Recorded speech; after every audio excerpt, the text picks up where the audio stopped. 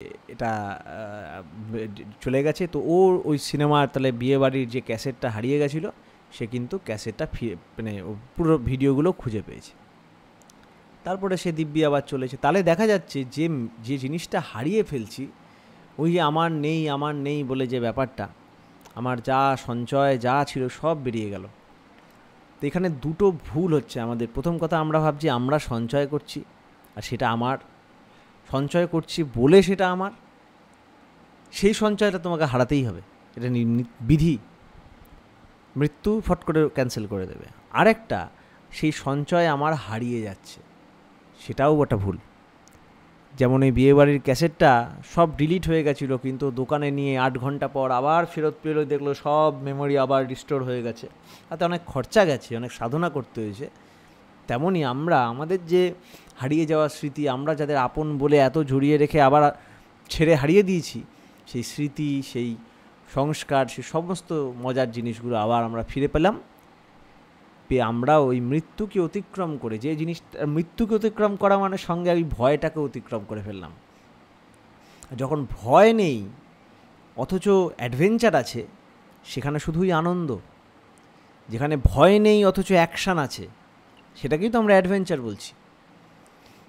একটা সিনেমায় দেখাচ্ছে দুমদাম গুলি মারছে, আকাশ থেকে পড়ছে, সাঁই করে উঠে যাচ্ছে, এগুলো যদি বলি আপনি করুন, আপনি বলবেন না না না না বাবা আমি করবো না। কেন? কারণ আপনি শিওর না আপনি বাঁচবেন কি না। কিন্তু যখন সিনেমার মধ্যে হচ্ছে, তখন তো আমি জানি যে যাই হয়ে যাক আমি তো মরছি না, আমি তো শিওর আছি। তখন ওই সিনেমার ওই গুলি এটা সেটা সবই তখন ওটা আনন্দের বিষয় হয়ে যায়, অ্যাডভেঞ্চার হয়ে যায়। তেমন যেটা আমরা কষ্ট করছি, যেটা আমি সাফার করছি, ওই ইংলিশ সাফার থেকে ওটা হিন্দির সাফার হয়ে যায়। তখন আর ওটা কষ্ট মনে হয় না, তখন ওটা লীলা মনে হয়, তখন জীবনটাও একটা blissful play of the divine মনে হয়। কারণ আমরা স্মৃতি নিয়ে এই সমস্ত বৃত্তি, সমস্ত সত্তার ঊর্ধ্বে উঠে সবটাকে একটা বিশাল বড় একটা খেলার মতো করে আমরা দেখে আমরা চলতে পারি। কিন্তু সেখানে শুরু হয় একটা দ্বিতীয় প্রবলেম। সে দ্বিতীয় প্রবলেম হচ্ছে, আমার তো স্মৃতিবাহী চেতনা হয়ে গেল, কিন্তু আমি যাদের আপন বলে বলতাম তারা তো ছড়িয়ে গেল। আমি মনে রেখেছি কলেজে কারা ছিল, আমার ইয়ের কারা ছিল বন্ধু, হ্যান ত্যান সব মনে করতে পেরেছি।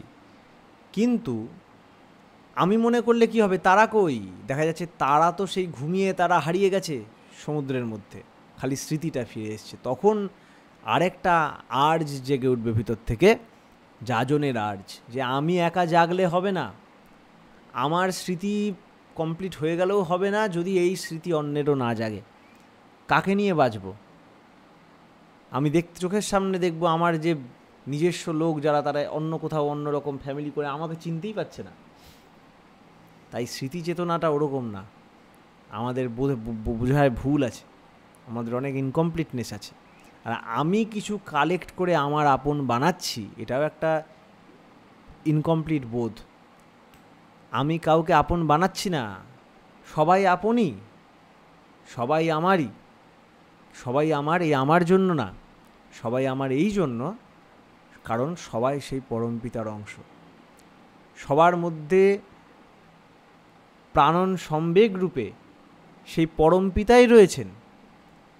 আর সেই পরমপিতার আমিটাই নানান নানান অভিব্যক্তিতে, নানান নানান রিফ্লেকশানে, নানান নানান বাবলসে এরকম ছোট ছোট ছোট ছোট আমি হয়ে রয়েছে। তাই কেউ কোথাও যেতে পারবে না, ওই পরমপিতার সূত্র ধরে আমরা থাকব। এই গেল একটা অন্য একটা আপেক্ষিক একটা সামগ্রিক সামারি। কিন্তু এর ঊর্ধ্বে এবার প্রত্যেকটা জিনিসকে খুঁটিয়ে খুঁটিয়ে আমাদের দেখতে যদি হয়, তাহলে আমাদের শ্রী শ্রী ঠাকুরের মুখনিসৃত এবং কেষ্টদার সাথে সেই আলোচনায়, যেটা নানা প্রসঙ্গের 3য় খণ্ডে আছে, আমরা সেটায় চলে যাব। সেটা পড়ে আস্তে আস্তে আমরা এই বোধটাকেই বাই প্র্যাকটিস আমরা জানার চেষ্টা করব। আর এই পাঠের মধ্যেই যদি এখানে যেহেতু এটা কোনো লাইভ বা কিছু হচ্ছে না, এটা আপাতত এমনি রেকর্ডার নিজেদের মধ্যে একটা গুগল মিট হচ্ছে, তাই আপনাদের যেরকম প্রশ্ন থাকে, নিজের নামও বলতে হবে না, কিছু বলতে হবে না, আপনি র্যান্ডম এসে ডিস্টার্ব না করে আপনি জিজ্ঞেস করে সেরকমভাবে প্রশ্ন রাখতে পারেন। আমিও প্রশ্ন রাখতে পারি, উত্তর দিতে পারেন, যা কোনো মন্তব্য থাকলে দিতে পারেন, সেরকমভাবে আমরা এগোতে পারি। তাহলে শুরু করছি। যেখানে খটকা লাগবে আমাকে বলতে পারেন, আমিও তখন আমারও খটকা লাগলে আপনাদের জিজ্ঞেস করব। শ্রী ঠাকুরকে প্রশ্ন করা হয়, আপনি মনে করেন death is a curable disease? মৃত্যু একটা ব্যাধি যার থেকে মানুষ চিকিৎসা করে আরোগ্য লাভ করতে পারে। অদ্ভুত ব্যাপার। শ্রী ঠাকুর উত্তর দিচ্ছেন, অনেক মৃত্যু কিউরেবল বলিয়া মনে করি। যে সকল মৃত্যুতে অর্গ্যানস নষ্ট হইয়া না যায়। দেখো, ঠাকুর কিন্তু অনেক হিউম্যান লেভেলে এসে কথা বলছে। ঠাকুর যে মৃত্যু কিউর করার কথা বলছেন সেটা হচ্ছে এখনই মরে এখনই জ্যান্ত, এখানেই মেরে এখানেই জ্যান্ত। অ্যাক্সিডেন্ট হয়েছে, মরে গেল, ফট করে বাঁচিয়ে দেওয়া গেল। ঠাকুর এইখান থেকে আলোচনা স্টার্ট হয়েছে। তাই ঠাকুর বলছেন অনেক মৃত্যু কিউরেবল বলে মনে করি। যে সকল মৃত্যুতে অর্গ্যানস নষ্ট হইয়া না যায় সে সকল মৃত্যু কিউরেবল, অন্তত যেমন হার্ট ফেল করা, জলে ডুবে মরা, কলেরা ইত্যাদি। এসব মৃত্যুতে মানুষকে বাঁচানো যায়। প্রাণীকে by induction of life energy revive করা যায়। প্রশ্ন, আপনি কি বাঁচাইয়াছেন?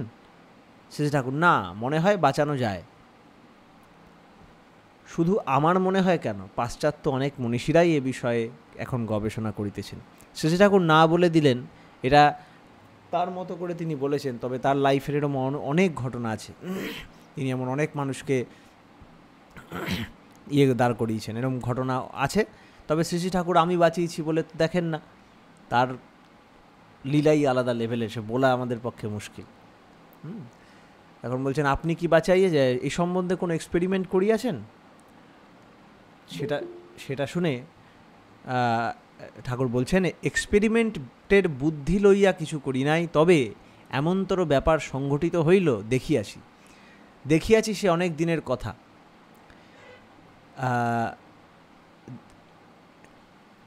রিভাইভিংয়ের ইন্টেনশন না লইয়া লাইফ এনার্জি এক্সাইটেড হয় এমন কিছু মনের ভিতর রিভলভ করাইয়া, যেমন বীজযুক্ত নাম, অবজেক্টের দিকে খুব স্টেডিলি গেজ করিলে কিছু কিছু ফল হয়। এখানে তিনি বলছেন যে অনেক দিন আগের কথা ঠাকুর বলছেন যে এক্সপেরিমেন্ট করব, যে দেখি বাঁচে নাকি, এরকম এক্সপেরিমেন্ট করে না, কিন্তু জাস্ট আউট অফ কিউরিওসিটি তিনি করে দেখলেন যে বাঁচাচ্ছি, এরকম একটা ইন্টেনশান, এরকম একটা ইচ্ছা, যদি বাঁচে এরকম একটা ইন্টেনশান, আর এমন কিছু মনের মধ্যে রিভলভ করতে বলছে। রিভলভ মানে ঘোরানো বা রিপিট বলা যেতে পারে, বারবার অনুরণন করা, হ্যাঁ, বারবার রিপিট করা মেন্টালি। আর কাকে রিপিট করতে বলছে? এমন একটা শব্দ বা এমন একটা কিছু রিপিট করতে বলছে যাতে লাইফ এনার্জিটা এক্সাইটেড হয়। তার একটা এক্সাম্পল হচ্ছে বীজযুক্ত নাম। বীজযুক্ত নাম মানে যে নাম দুদিকে বাড়ে, যে নামের বাইরে একটা এক্সফোলিয়েশন হয়, ভিতরে একটা এক্সফোলিয়েশন হয়। আমি লাইভ ক্লাসে আছি, বাইরে একটা এক্সফোলিয়েশন হয়, ভিতরে একটা এক্সফোলিয়েশন হয়।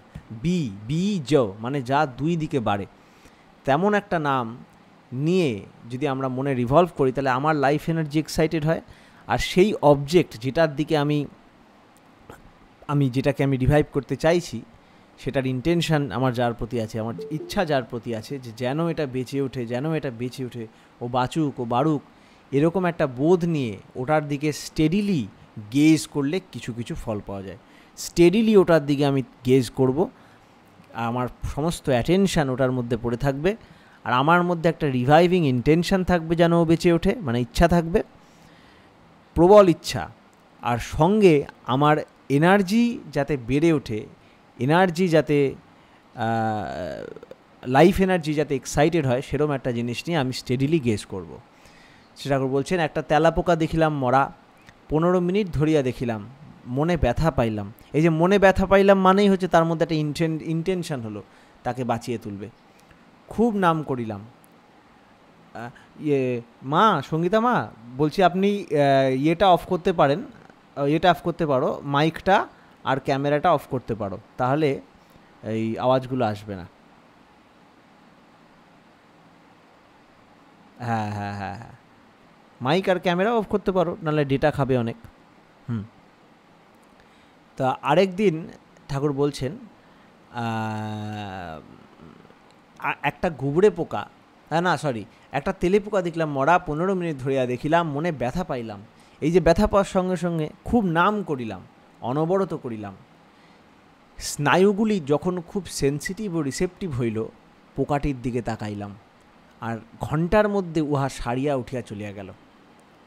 আরেক দিন একটি গুবড়ে পোকা আধখানা কিসে খাইয়া ফেলিয়াছে, তাহার দিকে তাকাইয়া থাকিতে থাকিতে 1 ঘণ্টার কম সময়ের মধ্যে উহার হাত পা নাড়িয়া উঠিল, অনেকক্ষণ ওইভাবে রহিল, তারপর মরিয়া গেল।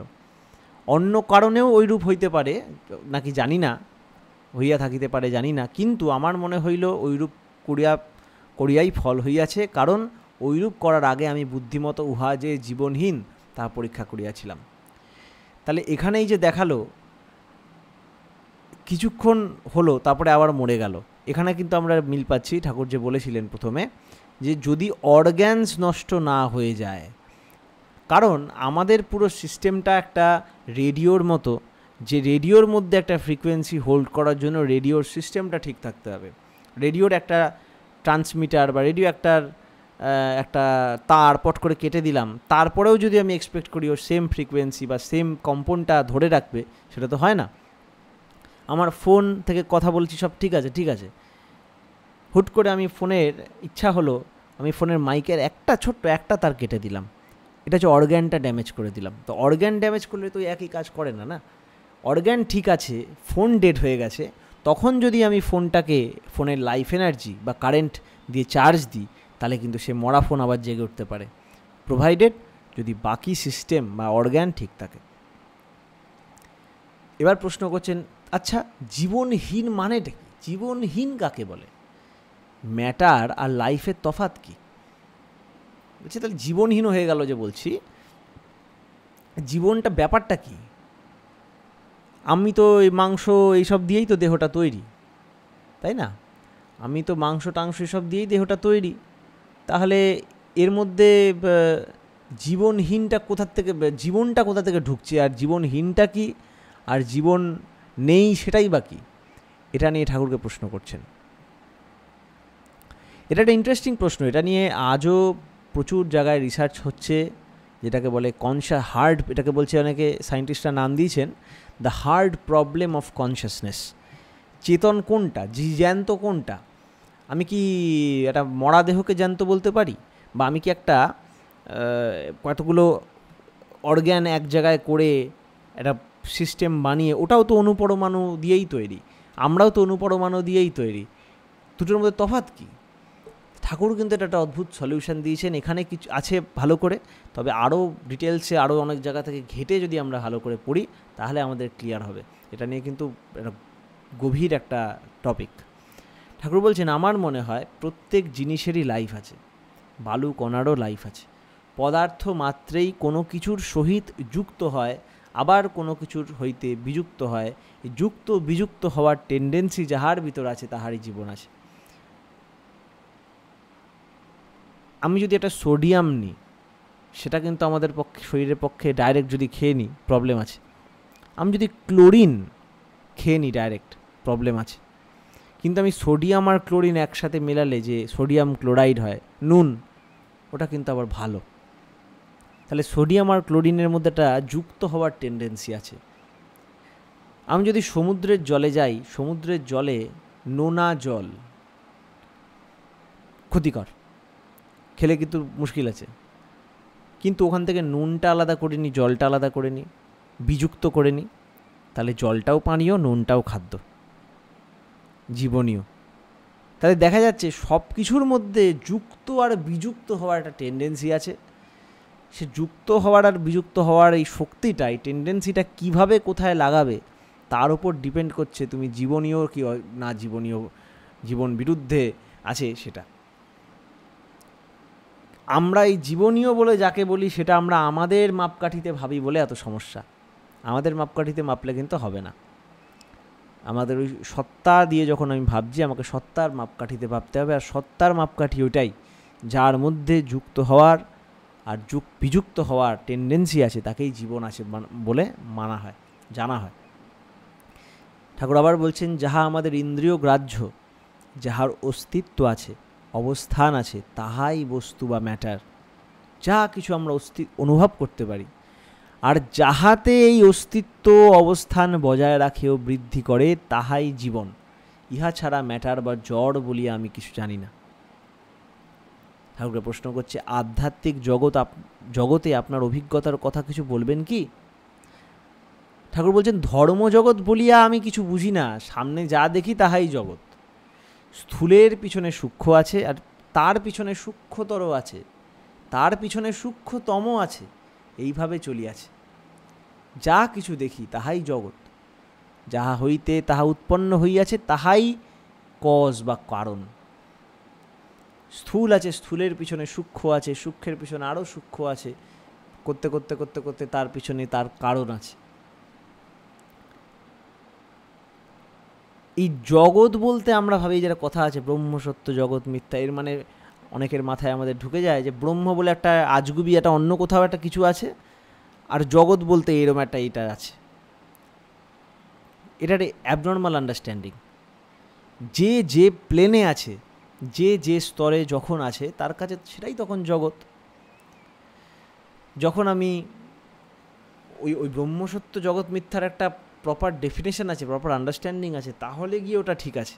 ব্রহ্মবোধ নিয়ে জগৎটাকে যদি আমি দেখি তখন সেটা সত্য, কিন্তু ব্রহ্মবোধ ছাড়া যদি আমি জগৎ দেখি তাহলে প্রবলেম আছে। তাই জন্য এরকম বলা, সব কিছুই ব্রহ্ম, সব কিছুই যে পরব্রহ্মের মূর্তি গ্রহণ, এই বোধটাকে বাদ দিয়ে আমি যদি জগৎ ধরে আঁকড়ে থাকি তাহলে প্রবলেমে তো পড়বই। কারণ আমি জগৎ বলে ভাবছি এই ঘট, এরম দুনিয়াটাই জগৎ। 100, 150, 200 বছর পিছনে যাও, দেখে চিনতেই পারবে না দুনিয়াটাকে। 1000 বছর পিছনে যাও, আরও চিনতে পারবে না দুনিয়াটাকে। তেমন আদিম মানবরা যদি আজকে এখানে থাকতো, এটাকে জগৎ বলতো না, এটাকে অন্য কিছু স্বপ্নপুরী বলতো। তাহলে জগৎ তো পরিবর্তনশীল, আর এই পরিবর্তন হচ্ছে যাহার শক্তি দিয়ে, এই পরিবর্তন হচ্ছে যাহার মধ্যে দিয়ে, আর পরিবর্তন হচ্ছে যাহাতে, এই সবটা মিলে ব্রহ্ম। তাই ব্রহ্ম বলছে, ব্রহ্ম হচ্ছে অপরিবর্তনীয় সৎ, আর জগৎটা হচ্ছে পরিবর্তনীয় সত্য আছে, যাহার অস্তিত্ব আছে তাই আছে, কিন্তু সে পরিবর্তন হতে থাকছে। আমি যদি জলকে দেখি, জলটা কি? জল যখন খুশি বাষ্প হয়ে যায়, জল যখন খুশি বরফ হয়ে যায়, পরিবর্তনীয়। আমি যদি বলি না বরফটাই সত্য, না, ভুল আছে, বরফ সত্য বাট পরিবর্তনীয়, অন্য কিছু হয়ে যাবে, আজকেই আছে কালকেই নেই। কিন্তু আমি যদি বলি অণু পরমাণু, হাইড্রোজেন অক্সাইড, H2O, ওই জলের ওই অণু পরমাণু, ওইসব, ওগুলো কিন্তু ব্রহ্মর মতো বলতে পারি এই অ্যাসপেক্টে, এই স্তরে। ওটা বাষ্পতেও ওই H2O আছে, বরফেও H2O আছে, আবার জলেও H2O আছে। কিন্তু আমি যদি জল ধরে আঁকড়ে থাকি, ওটা হচ্ছে জগৎবোধ। শুধু এইভাবে হচ্ছে ব্যাপারটা এক্সপ্লেন করা হয়েছিল। তাই কৃষ্ণ বলছেন আমাকে নিয়ে সব কিছু করুক। ঈশ্বরের প্রীতি আর আরাধনা তরে যে সকল কর্ম নরে অনুষ্ঠান করে, তাহা ভিন্ন অন্য কর্মে বন্ধন নিশ্চয়। ঈশ্বরের তরে কর্ম করো ধরন যায়। তাহলে বলছে আমার জন্য কাজ করা আর কাজ করা দুটোর মধ্যে অনেক তফাৎ আছে। যখন আমি বলি কাজ করছি, কিছুর জন্য করছি, আর সেই কিছুটা কিন্তু পার্মানেন্ট না, তার মানে আমার কাজটা ফালতু। কিন্তু আমি আবার কাজ করছি, কিন্তু ঠাকুরের জন্য করছি, এই ঠাকুর কিন্তু পার্মানেন্ট, ব্রহ্ম কিন্তু পার্মানেন্ট, একাম।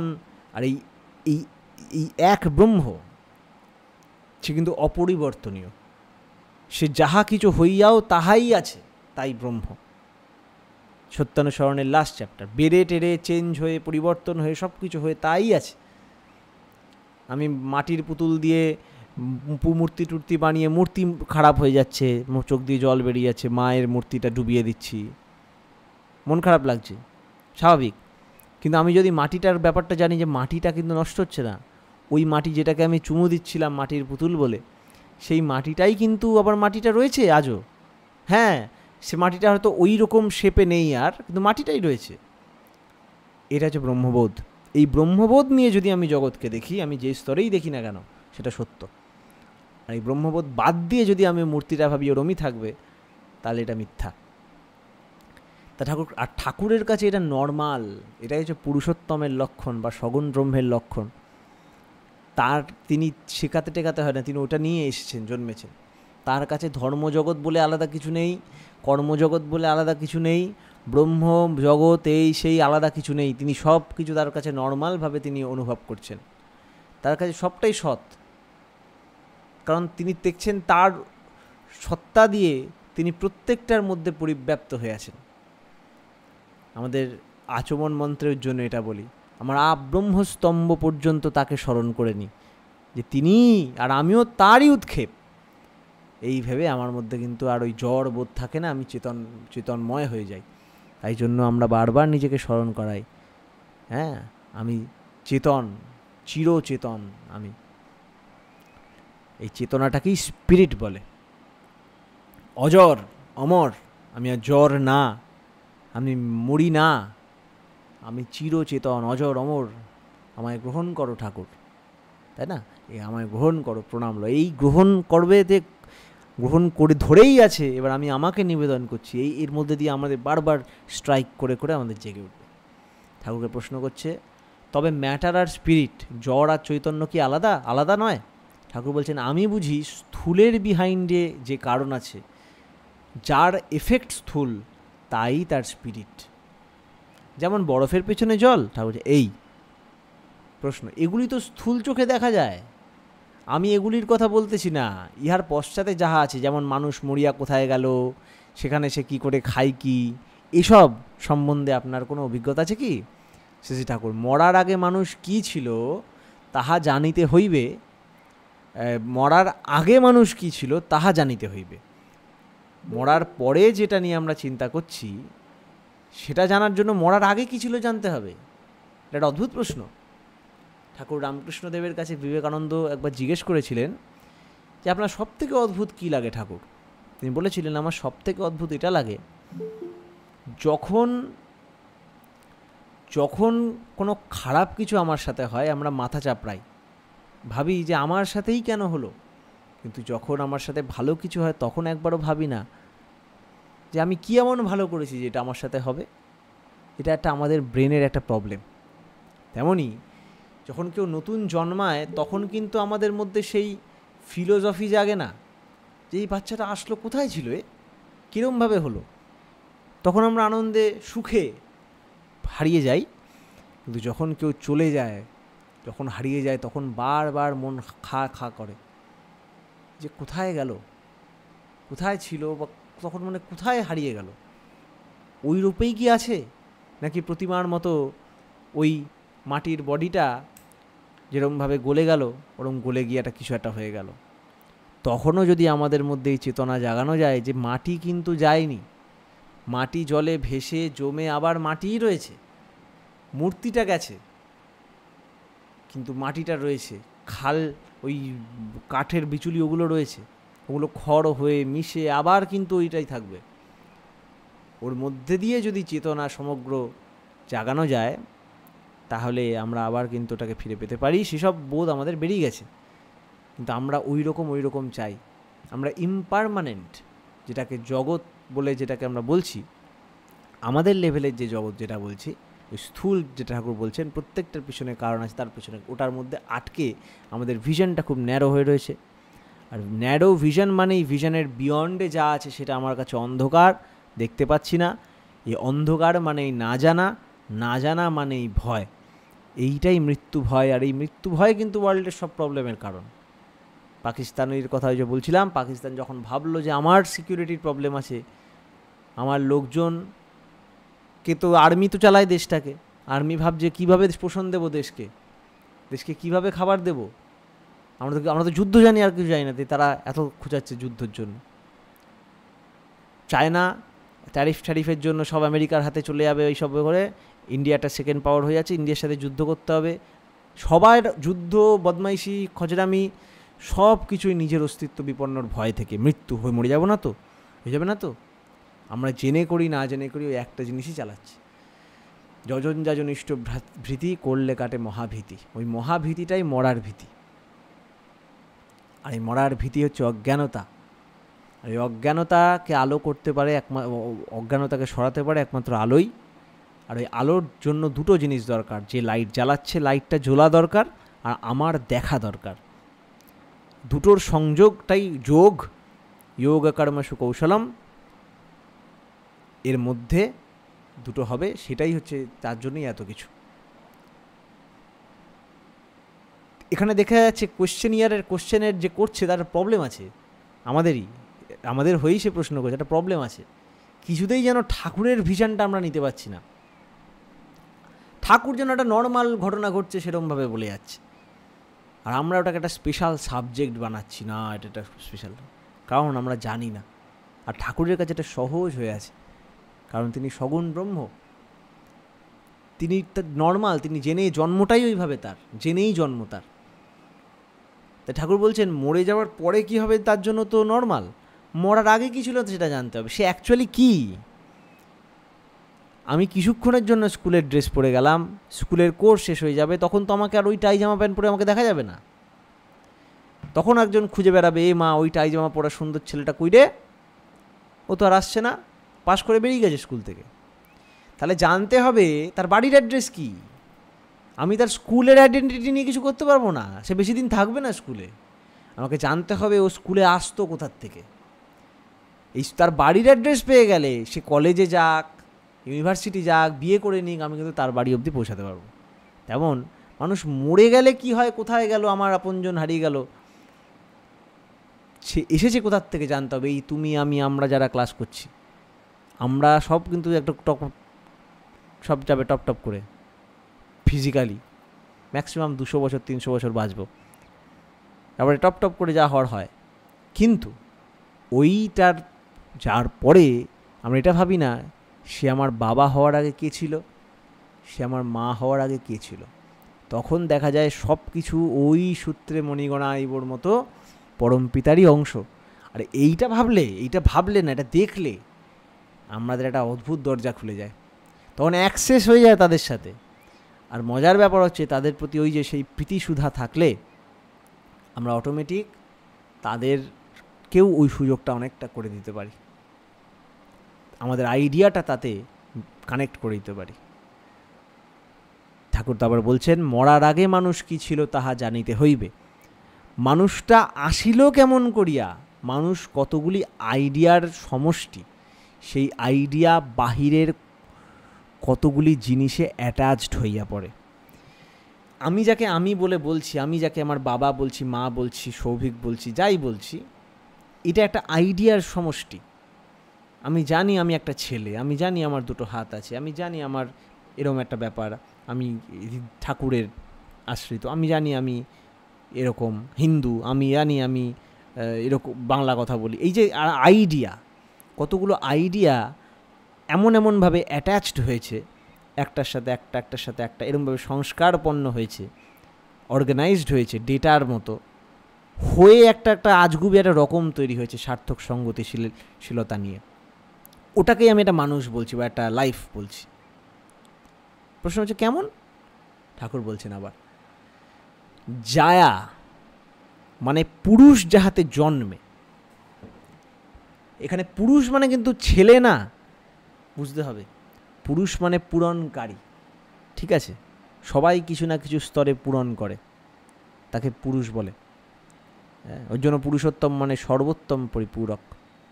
যে মনুতে আছে না, পতি ভার্যাং সম্প্রবিশ্য গর্ভভূতপেহে জায়তে, জায়া স্তব্ধি জায়াত্বাং যদস্যাং জায়তে পুনঃ, মনুস্মৃতি। তো জায়া মানে পুরুষ, জায়া মানে পুরুষ যাহাতে জন্মে। পুরুষ জন্মে কি করিয়া? সে যদি আবার জন্মিল তবে বাঁচিয়া থাকিল কি করিয়া?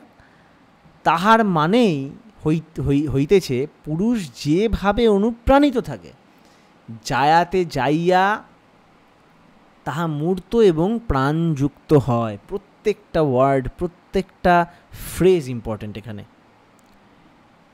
জায়াতে মানে কীরমভাবে ছিল সে আইডিয়াগুলো, কিভাবে রইল, সেটা কিভাবে অনুপ্রাণিত থাকে একটা জায়গায়, আর সিস্টেমটা কিভাবে গড়বড় হলে আর ধরে রাখতে পারে না, বডিটা হারিয়ে যায় মেমোরিগুলো, তার মানে তার আগে কী ছিল? তার আগে ওই আইডিয়াগুলো ছিল একরকম, সে আইডিয়াগুলো মূর্ত হলো, ল্যান্ড করলো, করে এই সিস্টেমটার সাথে তার একটা বন্ধন, একটা যুক্তি হলো, প্রাণের সাথে, সিস্টেমের যে প্রাণিক এনার্জি আছে সেটার সাথে ওই আইডিয়াটা যুক্ত হলো। তারপর প্রসূত হইলে যেভাবে প্রাণ পাইয়া জন্মিল, অর্থাৎ সমতান বা সন্তান ভূমিষ্ঠ হওয়ার পরই তাহার পারিপার্শ্বিক, বিশেষত মা, তাহাকে নানা প্রকারে সংঘাত করিতে লাগিল। এই জন্মানোর পর ওই সিস্টেমটার সঙ্গে প্রাণ, মানে বডি রইল, একটা বাইরের স্থূল বডি, যেটাকে আমরা অন্নময় কোষ বলি। মাই ওর খাইয়ে রাখলো, ওটাকে মধ্যে ইম্পালস দিয়ে দিয়ে দিয়ে দিয়ে দিয়ে দিয়ে যাচ্ছে পেটের মধ্যে, একটা সিস্টেম বডি বানিয়ে দিচ্ছে। এই বডির ভিতরে এনার্জি, প্রাণ, তার ভিতর মন, মানে ওই আইডিয়া যেটা নিয়ে জন্মেছে, মনোময় কোষ, তার ভিতরে অনেক কিছু আছে, সেগুলো তো বাদ দিলাম। বিজ্ঞানময় কোষ, আনন্দময় কোষ, ওগুলো তো হাতই পড়ছে না, ছেড়ে দিলাম। তাছাড়া মনোময় কোষ, যে মনটা, যে আইডিয়াগুলো জন্ম নিল, ওই আইডিয়াগুলো কোন রকম ল্যান্ড করলো, আর ল্যান্ড করেই ফটাফট প্রাণের সাথে, এনার্জির সাথে যুক্ত হয়ে গেল, আর এনার্জিটাকে ফটাফট খাবার দিয়ে দিয়ে, বডি দিয়ে দিয়ে দিয়ে দিয়ে দিয়ে দিয়ে আমরা সুন্দরভাবে পেটের মধ্যে এটা তৈরি হচ্ছে। এই সংঘাত মানে ইম্পালসের প্রেরণা। তাহার ফলে মস্তিষ্কে ক্রমে ক্রমে সেন্সেশনের ভিতর দিয়া সেই ইম্পালসগুলি রেকর্ডেড হইতে থাকিল। এমনি করিয়া ক্রমান্বয়ে শিশু শরীরে এবং ভাবে পুষ্ট হইতে লাগিল। তাহা হইতে যে ভাবগুলি পিতা হইতে প্রাণ পাইয়া মায়ের ভিতর মূর্ত হইয়া জন্মিল, পারিপার্শ্বিকের ভিতর হইতে নানা রকমের সংঘাতের ভিতর দিয়া শিশু সেইগুলি সার্থক করিতে চলিল।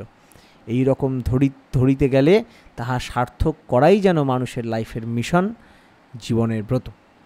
তাহলে আমরা ওই আইডিয়া নিয়ে, আইডিয়ার সমষ্টি, মা বাবার সার্থকতার মধ্যে দিয়ে শেপ পেয়ে, যে একটা ইনিশিয়েশনের মধ্যে দিয়ে একটা জাস্ট একটা ওই ব্যাকপুশ গাড়ির মতো একটা পিছন টান, একটা চাবি দেওয়া হলো, এইটা ঠিক, এইটা ভুল, এইটা বৈশিষ্ট্য, এরকম করে একটা রেকর্ডেড একটা যে পুরো চাবি দিল পেটের মধ্যে, ওটাকেই একটা জন্ম, ওইগুলো, ওই ভাব, ওই বোধ, ওই ইনকমপ্লিটনেসগুলো, বাসনাগুলো, ওই ইনকমপ্লিটনেসগুলো পূরণ করাই যেন লাইফের একটা মিশন।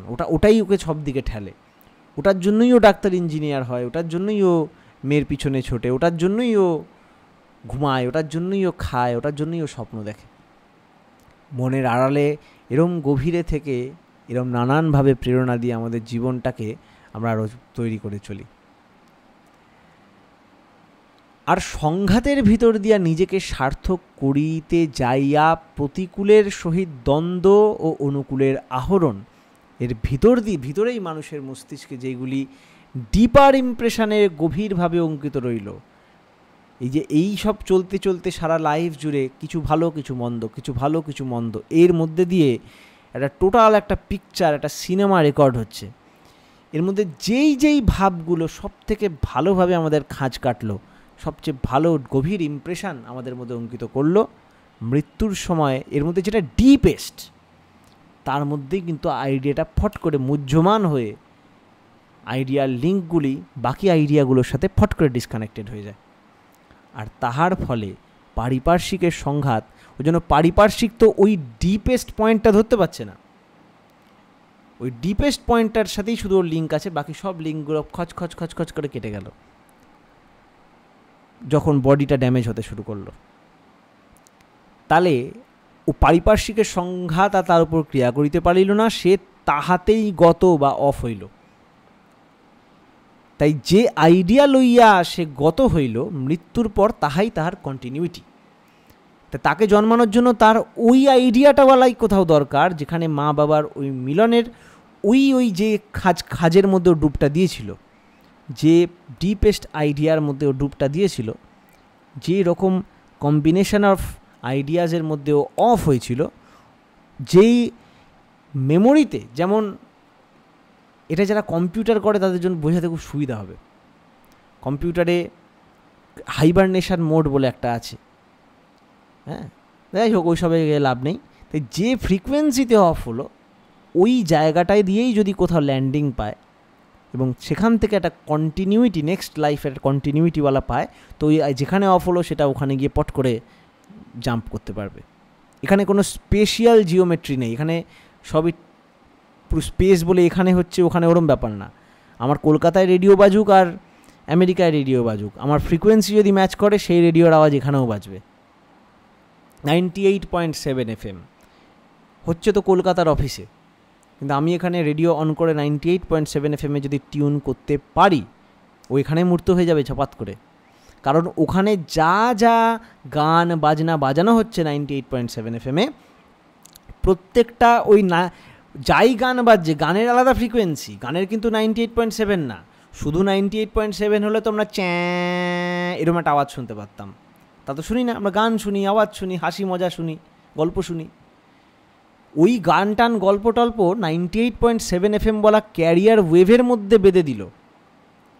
আর ওই ওটাই হচ্ছে ওই বৃত্তিটা, ওই ডিপেস্ট ইমপ্রেশনটা, ওই ডিপেস্ট ইমপ্রেশনের মধ্যে বা ওই 98.7 মধ্যে কিন্তু ওই বড় বড় ভাব বা জীবনটা মুহ্যমান বা অফ হয়ে যায়, আর ওখান থেকে ও ছেড়ে দেয়।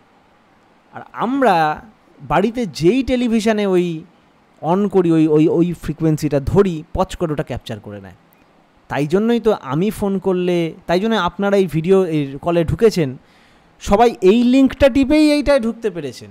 এখন হয়তো দুনিয়ায় আরও 10টা 1000টা ভিডিও কল চলছে, এরকম তো অল্টারনেট হয়ে যাচ্ছে না, এরটায় ও ঢুকে পড়ছে না, ওটা না, কারণ এটার একটা সুইটেবল ফ্রিকোয়েন্সি আছে, সুইটেবল কোড আছে, সুইটেবল এনক্রিপশন আছে, এটার সাথেই ঢুকছেন। কারণ এর যে ভাবগুলো এটাতেই মুহ্যমান হচ্ছে। আর আপনাদের কম্পিউটারে ওই লিঙ্কটা টেপার জন্য বা আপনাদের মোবাইলে ওই লিঙ্কটা টেপার জন্য ওই এক্স্যাক্ট ফ্রিকোয়েন্সিতে ট্যাপ করছে, তাই জন্য আমাদের মধ্যে একটা কানেকশান হয়ে যাচ্ছে। ঠিক তেমন একটা লাইফ যেটায় অফ হয়, সেই লাইফটা যেখানে অন হয় সেখান থেকে তার কন্টিনিউইটি, ওটাকেই তার পরের জন্ম বলা হয়। যাহাতে গত ওই যে কি, যে আইডিয়া লইয়া সে গত হইল, মৃত্যুর পর তাহাই তাহার কন্টিনিউইটি। আর ইহা যেন ইথার সমুদ্রে ওই আইডিয়া ট্রিমার বা ঢেউ তুলতে পারে, এমনতরভাবে রহিয়া গেল। যাহাতে গত হইল তাহা কিন্তু তাহার জগৎ হইতেই আহরণ। সে জন্মিবে সেইখানেই কোনো মানুষ ওই সমজাতীয় ভাবতরঙ্গে যে মস্তিষ্ক আলোড়িত হইয়া উপগত হইয়াছে, যেমন টেলিভিশনের ওয়্যারলেস বা ফটো ট্রান্সমিশন। এই অবধি রইল, যেটা ব্যাখ্যা করে ফোনিয়ে বললাম ওটাই এখানে ঠাকুর বলে দিলেন। আজকে এটা অবধি থাকবে, আবার আরেকটা পার্টে পরের দিন এটা শেষ হয়ে যাবে। এবার একটা প্রশ্ন আসতে পারে, এত ব্যাপারটা নিয়ে ভাবা কেন? আমরা সাধারণত এটা নিয়ে ভাবি না। এখানে আমাদের দুটো কথা বলতেই হয়। প্রথম কথা হচ্ছে, ঠাকুর বলেছেন কখনো কখনো না আমাদের এই উচ্চ ভাবনার প্রয়োজন আছে, বরং সবসময় প্রয়োজন আছে, প্রতিদিন একবার অন্তত প্রয়োজন আছে। এই উচ্চ ভাবনায় নিমজ্জিত থাকলে মন কামিনী কাঞ্চনে আসক্ত হয় না। পয়েন্ট টু বি নোটেড, শুধু কামিনী না, কাঞ্চনেও আসক্ত হয় না। তার মানে এই বলছে না যে কামিনী দরকার নেই, কাঞ্চন দরকার নেই, তারা দরকার, কিন্তু তাদের প্রতি আসক্তি দরকার নেই। তাদের বেঁধে গেলে প্রবলেম আছে, সেটাতে বেঁধে গেলে প্রবলেম আছে, যাতে ওর মধ্যে বেঁধে না যায় তার জন্য এত ব্যবস্থা। আর এই হায়ার থটস আমাদের ভাবতে শেখায়। বলে কত অভাবে পরিশ্রান্ত মনই ব্রহ্ম জিজ্ঞাসা করে। কারণ এই যে অভাব বোধ, এই জানি না এটা আমি দেখতে পাচ্ছি না, এটা হলো প্রথম কারণ। আর দ্বিতীয় কারণ হচ্ছে এই পরিণতিটা একটা গল্প নয়, পরিণতিটা সবার হবে। সবাই আমরা যে ভাব আহরণ করে আজকে আমি বলে অনুভব করছি, এই আমিটা যখন তখন অফ হয়ে যেতে পারে, তখন আপনি কোথায় যাবেন? তাই এর পরবর্তীতে আমরা পাবো যে এই যে অফ হওয়া, হ্যান ত্যান, প্রিয়জন হারিয়ে যাবে, যা হবে, এটা কি মুক্তির রাস্তা নেই? প্রথম ধাপ, আমি মুক্ত হইলাম, আমি ওই স্মৃতিবাহী চেতনার ব্যাপারটা হলো। অনেক মানুষের আছে স্মৃতিবাহী চেতনা আছে, কিন্তু অনেক সময় সেই স্মৃতিবাহী চেতনা পেইনফুল হয়ে যায়। সে স্মৃতিবাহী চেতনা হয়ে সে আপন বলে যাদের বলতো সে আপন তাদের হয়নি। তারা কুত্তা বিড়াল হয়ে জন্মাচ্ছে, তারা এখানে ওখানে জন্মাচ্ছে, তারা চিনতে পারছে না। ওর থেকে একাকী বোধ আর কী হতে পারে? চোখের পাশ দিয়ে বেরিয়ে যাচ্ছে, তোমাকে ডাকছে না তোমার মা, কেমন লাগবে? তাহলে দেখ, তখন ওই সেকেন্ড আরেকটা প্রবলেম আসছে যে অন্যের মধ্যেও জাগাতে হবে। তাই এই সব প্রবলেমগুলো আমরা অ্যাড্রেস করলে আমরা এটা দেখতে পাচ্ছি যে এক হচ্ছে এই কন্টিনিউইটি, আর একটা হচ্ছে এই কন্টিনিউইটির বিস্তার। এটা তখন হয় যখন আমার সাথে যুক্ত যারা যারা সহমতি, তাদের মধ্যে একটা কানেকশান হয়ে যায়, একটা লিঙ্ক হয়ে যায়। বিকজ আমি, তুমি, আরও যারা আছে সবাই আলাদা আলাদা আইডিয়ার গুচ্ছ। তাই আপনার আইডিয়া আমার আইডিয়ার মধ্যে যদি কোনো ইন্টারসেকশন পয়েন্ট হয়, সেখানে কিন্তু আমরা আজীবন যুক্ত থাকব। কিন্তু সেই ইন্টারসেক্টিং পয়েন্টটা যেটা, সেটাও হয়তো জাগতিক কিছু। আপনি খেলা দেখতে ভালোবাসেন, আপনার একটা জাগতিক প্লেস আছে, আপনার এই বাড়িটা ভালো লাগে, আমারও বাড়িটা ভালো লাগে, এই হচ্ছে দুজনের কানেকশান। কিন্তু এই বাড়িটা আজীবন থাকবে না, বা বাড়িটা অন্য কিছুর দ্বারা ধূলিসাৎ হয়ে যেতে পারে। জগতের রকমই তাই, জগৎ মানে জিসকা গতি হ্যায়, যা পরিবর্তনশীল হতে থাকবে। কিন্তু এইটাই দরকার কানেকশান, যে আমাদের মিটিং পয়েন্ট যখন ব্রহ্ম হয়, আর ব্রহ্ম তো আছেই, ব্রহ্মর অনুভব নেই, ব্রহ্মর অনুভবের জন্য ব্রহ্মের মূর্ত প্রতীকের প্রয়োজন, পুরুষোত্তমের প্রয়োজন। সে পুরুষোত্তম যখন আমাদের লিঙ্ক হয়, আমি ঠাকুরকে ভালোবাসি, তুমি আমাকে ভালোবাসো, উদ্ধার হয়ে যাবে। কারণ আমাকে ভালোবাসবে, ঠাকুরকে ভালোবাসবে না, এটা হতেই পারে না। তোমার কান ঝালাফালা করে রেখে দেবো, তোমার মাথা ঝালাফালা করে রেখে দেবো ওই ঠাকুরের কথা বলে। আমায় দেখলেই ঠাকুরের কথা মনে পড়বে, ওকে দেখলে মনে পড়বে হ্যাঁ ও তো ঠাকুরের কথা বলতো। এইটুকু কিছু না কিছু কাজ করে দেবে। ওই যে গানে আছে, তুমি এমন করে গড়ো মোরে হে আনন্দময়, যেন আমার মাঝে পায় গো সবাই তোমার পরিচয়, হে আনন্দময়। তাই আমরা আচমন প্রার্থনায় যে বলি হে সর্বানুস্যূত ব্যাপ্ত প্রাক প্রথম বাক, সেই প্রথম বাক যিনি সব কিছুতে পরিব্যাপ্ত হয়েছিল, তাই না? তিনি জীব জগৎ রূপে প্রতিভাত, ওই জীব জগৎ যা দেখছে ওই রূপে হয়ে আছে, সে এক এবং অদ্বিতীয়, ওইভাবে রূপ নিয়েছেন। আর তোমার যে রক্ত মাংস সংকুল যে বডিটা নিয়ে আসো, সেই তুমি তোমারই তজ্জাত সন্তান। আর বিউটি হচ্ছে আমিও তোমার তুমিরই উৎক্ষেপ।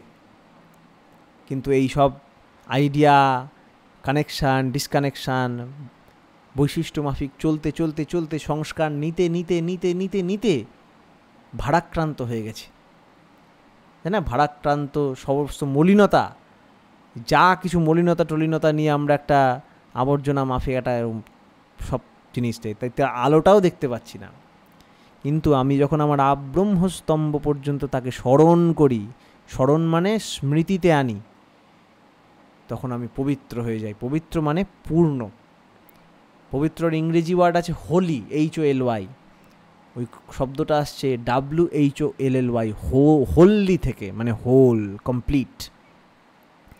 যাহাই পূর্ণ তাহাই পবিত্র, আর যাহা পবিত্র তাহা শূন্যর মতো দেখায়। যে মুহূর্তে পূর্ণ তুমি, সে মুহূর্তে কিছু তব নাই, তুমি তাই পবিত্র সদাই।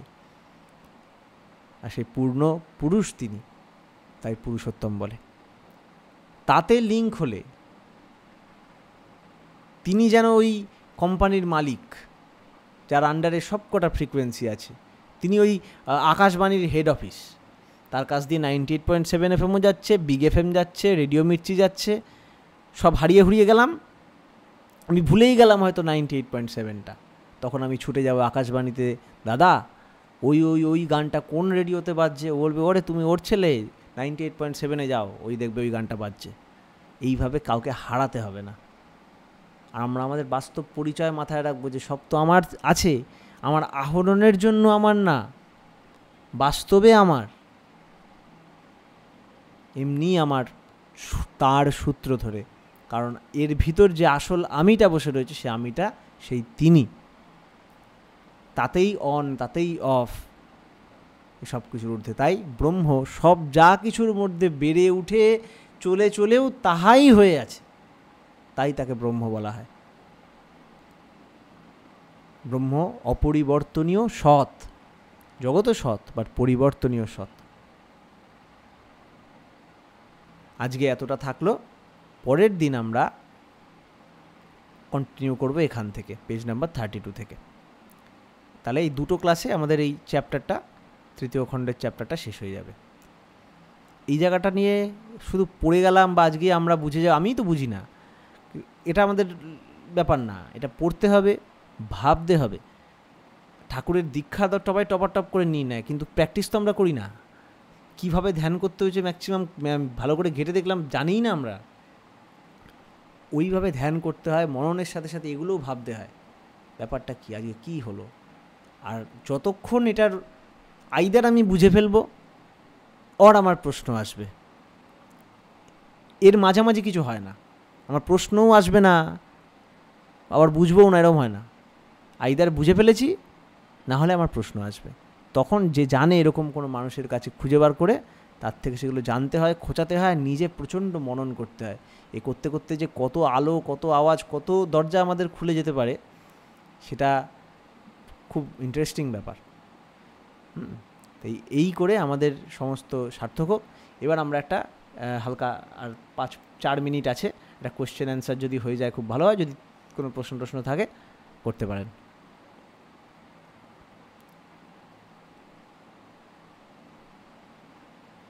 আছে প্রশ্ন?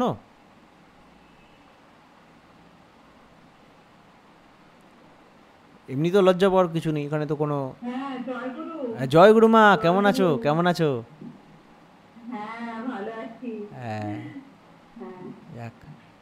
আমি বলছি কি, যে ওই যে যেটা বললে না, যে যেটা মানুষ ভাবতে ভাবতে যখন এন্ড হয়ে যায়, ওইটা কি মানে সব থেকে ডিফেক্ট যেটা আমাদের মধ্যে থেকে যায়, সেটা নিয়েই আবার আছে, তাই তো?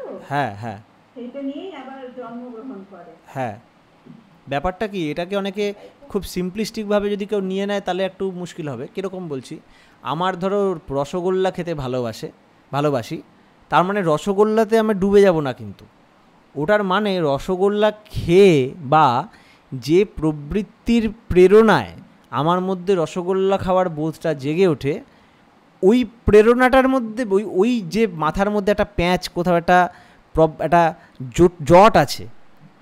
যেমন একটা ইন্টারেস্টিং স্টোরি আছে। আমরা যখন আগে জঙ্গলে থাকতাম, মানে আজ থেকে কোটি কোটি বছর আগে যে মানুষ জাতটা ছিল, হোমোসেপিয়েন্সদের যে আর্লি হোমোসেপিয়েন্স ছিল, তাদের মধ্যে খাবার জোগাড় করার, তারা ছিল হান্টার গ্যাদারার, তারা খাবার জোগাড় করতো ঘুরে ঘুরে।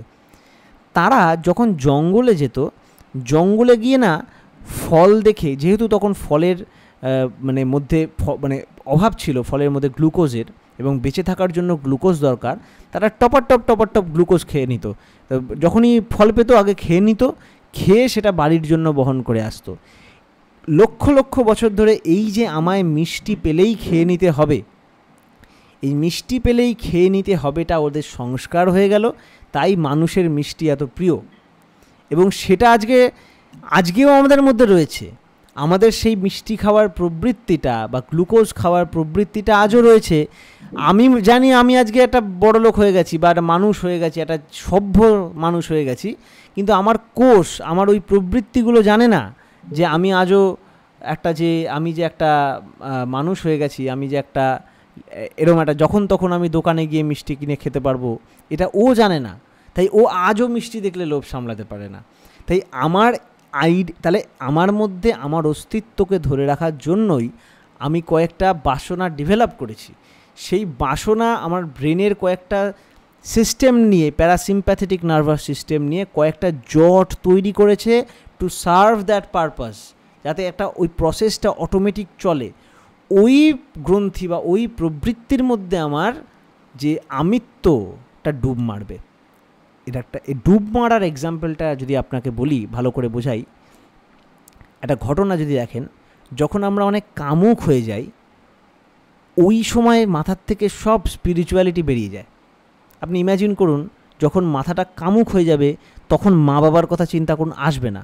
আবার যখন মা বাবার সামনে গিয়ে বসো তখন কামুক চিন্তা আসবে। এটা হচ্ছে বৃত্তির একটা মজা। বৃত্তি ওয়ার্ডটাই আসছে বৃত্ত থেকে, আর এই বৃত্তরা মিউচুয়ালি ইন্ডিপেন্ডেন্ট হয়। যে কামুক বৃত্তির সাথে শ্রদ্ধা বৃত্তি অ্যাড করা খুব মুশকিল হয়ে যায়, হয় ওটা খুব চাপ আছে। ঠাকুরের কাছে গিয়ে হয়, সেটা একটা আইডিয়াল সেক্সুয়াল কমপ্লেক্স, ওখানে আমি যাচ্ছি না। ওটা তো একটা তখন এক্সট্যাসি হয়ে যায়, তখন সমাধির মতো একটা অদ্ভুত নেশা হয়ে যায়, তো ঘুম আসে না, একটা অদ্ভুত মজা হয়ে যায়, সেটাই আমরা যাচ্ছি না। নর্মালি যেটা হয় যে আমাদের ওই যে প্রত্যেকটা প্রবৃত্তি এক একটা গোলকের মতো, আর প্রত্যেকটা গোলক নিজে একটা ইউনিভার্সের মতো ইন্ডিপেন্ডেন্ট। তার জন্যই একটাতে ডুব মারলে বাকিগুলোতে ওকে আর পাওয়া যায় না। আমি যখন ওই রসগোল্লার লোভওয়ালা ওই একটা যে আমার প্রবৃত্তি, যেটা আজকে তৈরি হয়নি, যেটা লক্ষ লক্ষ বছর ধরে মানুষের মধ্যে দিয়ে, গরুর মধ্যে দিয়ে, বাঁদরের মধ্যে দিয়ে হয়ে হয়ে হয়ে হয়ে আমাদের মধ্যে এসছে, ওই বাসনাটার মধ্যে যে ডুব মারি, ওই রকম ফ্রিকোয়েন্সি দরকার, এক্স্যাক্টলি ওই রকম, সেখানে আমি জন্ম নিতে পারি। তারও আরও খণ্ড খণ্ড রকম আছে, সবটা ভাষায় ব্যক্ত করা যায় না। তাই এগুলো বলে যত বলবো তত কনফিউজিং লাগবে আমাদের। একবার বললে হবে না, এটা নিয়ে প্রচুর ঘাটতে হবে, প্রচুর বলতে হবে। নিজেদের মধ্যে বুঝতে পারছি না, আরও বলতে হবে, আরও বলো, পারছি না, এরম যেরকম উপনিষদের টাইমে হতো, যে ওইভাবে ঘাটবে, হ্যাঁ, নেতি করে করে তখন পাওয়া যাবে, তাছাড়া মুশকিল আছে। এই সময় নিয়ে এক সময় ঠাকুরকে এইসব নিয়ে বহুত প্রশ্ন করা হয়েছে, ঠাকুর একদম ডিপ আনসার দিয়েছে। ইভেন ঠাকুর তখন বলতেন বেদান্ত পড়তে। আরেকটা জায়গায় যেটা আমাদের হেল্প করবে, আমাদের কিন্তু মনটাকে অনেক উচ্চে নিয়ে যায় চিন্তাগুলো, বুঝি না বুঝি এই চেষ্টাটা। আর ঠাকুরের যে বলা মুখের যে লিটারেচার, এটা নিয়ে পড়লে আমার মন অটোমেটিক একটা চক্করের মধ্যে পড়ে যায়, আইডিয়ালের কমপ্লেক্সে পড়ে যায়। আরেকটা বিউটি হচ্ছে, সবই আমাদের তথ্য দিয়ে বুঝতে হবে তার কোনো মানে নেই। যেমন আপনার পেটে যাতে হজম ভালো করে হয়, তার জন্য আপনাকে এলিমেন্টারি সিস্টেম বা ডাক্তার গ্যাস্ট্রোইন্টেস্টিনোলজিতে পারফেক্ট হতে হবে না, আপনাকে হজম করাটা ঠিক জানতে হবে, সেটাটা ভিতরের প্রসেস। তেমন এইটা আলোচনা হচ্ছে ওই ভিতরের প্রসেসটাকে খুঁচিয়ে দেওয়ার জন্য। এইটা শোনাও ভালো, শুনে বোঝার চেষ্টা আরও ভালো, আর বুঝে ফেলা তো অবশ্যই ভালো, কিন্তু প্র্যাকটিস ছাড়া বোঝা যাবে না, এটা হচ্ছে মজা।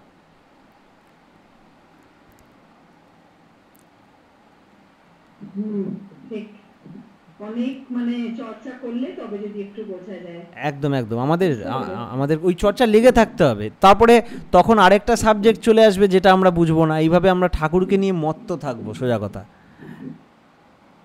আসলে একটা শুনতে গিয়ে এত কিছু শুনছি যে একটা সেটা তো বেরিয়েই যাচ্ছে মাথা থেকে। যাক না, কিন্তু আমি ছাড়বো না তোমায়। এটা তুমি যেটা বললে না, এটা কেষ্টদা বলেছিল ঠাকুরকে একবার। ঠাকুর, আপনি প্রজেক্টের পর প্রজেক্ট দিয়ে যাচ্ছেন আমাদের, একটাও কমপ্লিট করতে পারছি না, লোকের অভাব। ঠাকুর বললেন তো তোমরা ঠিক করো সেটা, কিন্তু কেষ্টদাটা কোনোদিন ছাড়েনি, বহু লোক আছে ছেড়ে চলে গেছে, ঠাকুরের সাথে দৌড়ে পারেনি। হ্যাঁ, মানে ওই এটা বোঝার মজাটা যখন পেতে শুরু করবে লোকে, তখন আর ছাড়বো না আমরা, সেটাই হচ্ছে কথা। যখন ইন্টারেস্ট পাবো না তখন মনে হবে দূর কি হচ্ছে। হ্যাঁ, আর তালে বুঝতে হবে আমরা এখানে কেউ জ্ঞান চর্চার ইন্টারেস্টে তো আসেনি, আমরা এসেছি ঠাকুরের ইন্টারেস্টে।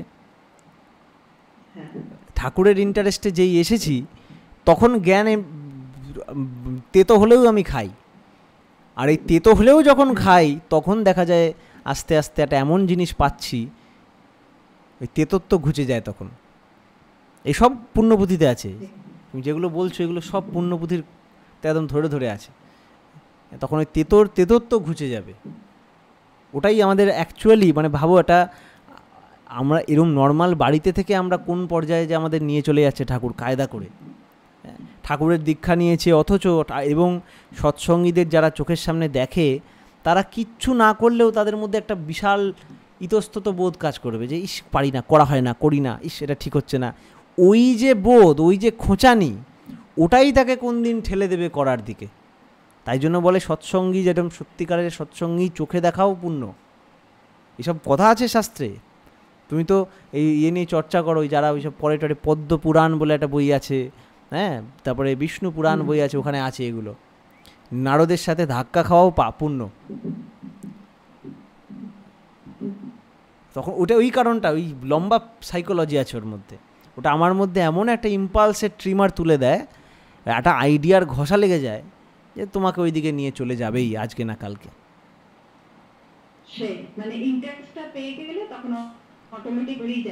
একদম। এর জন্যই তো আমাদের দেশে আসলে যারা সাধু সন্ন্যাসী ছিল না, তারা ওই আগুনের ড্রেস পরতো, মানে ওই যে কী বলে, গেরুয়া পরতো, গেরুয়া।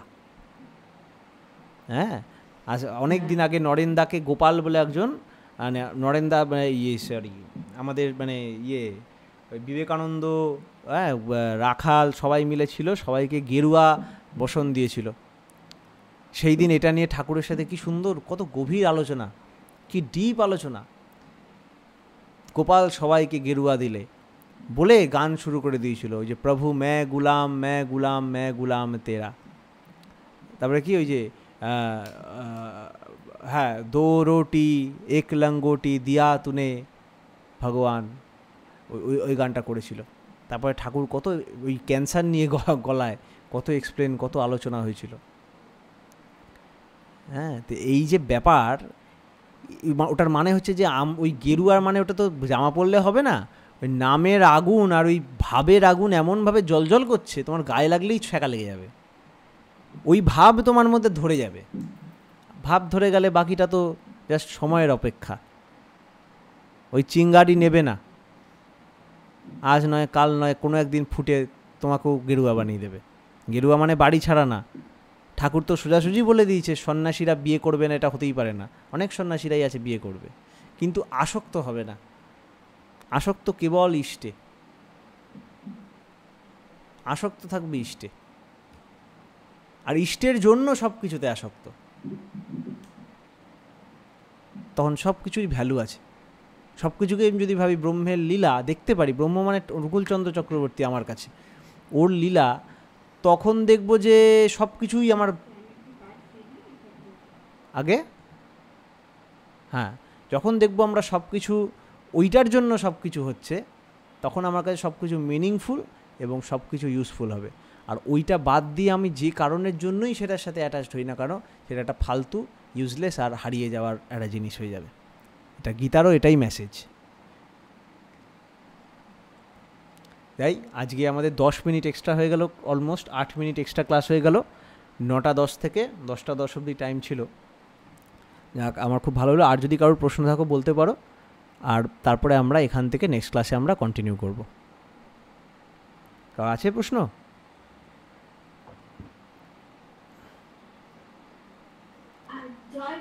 এই জয়গুরু কুট্টি, বল মা। হ্যাঁ, বললি তো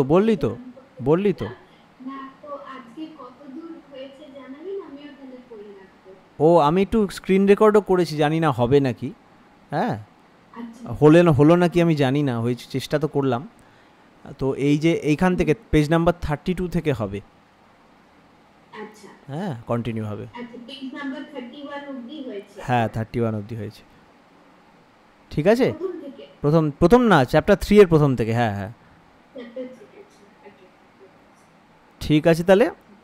হ্যাঁ, এবার এরা আর একটু যেরমভাবে খোঁচাবে সেরমভাবে আলোচনাটা সেই দিকে মোড় নেওয়া যাবে। নাহলে মূলত আমি বক করে গেলাম, সেটা আমার হচ্ছে মজা, কিন্তু যত খোঁচাবে, যেদিকে নিয়ে যাবে ডিসকাশন, সেই দিকে ততটা ইন্টারেস্টিং করা যাবে, তাই না? এইটা নিয়ে এক একটা পেজ নিয়ে এক একটা বই করা যায়। ঠিক আছে তাহলে, আজকে এতটুকুই রইল। হ্যাঁ, ঠিক আছে। আগামী ক্লাসে আবার কবে ডেট আমাদের ওই কমিউনিটিতে দেওয়া হবে, যারা যারা জয়েন করতে চাও তারা ওই কমিউনিটির ওই লিঙ্ক থেকে পেয়ে যাবে। এটা অর্গানাইজ করতে হবে আমাকে, দেখছি, আমি চেষ্টা করছি পুরো যতটা আমার দ্বারা সম্ভব। ঠিক আছে। বন্দে পুরুষোত্তমম, বন্দে আর্যপিতॄন, বন্দে মাতৃবর্গান, বন্দেऽহং কৃষ্টিদৈবতান, वंदे पुरुषोत्तमम परम प्रेममय श्री श्री ठाकुर अनुकूल चंद्र जी की जय। परम प्रेममय श्री श्री ठाकुर अनुकूल चंद्र जी की जय। परम प्रेममय श्री श्री ठाकुर अनुकूल चंद्र जी की जय। वंदे पुरुषोत्तमम। जय गुरु।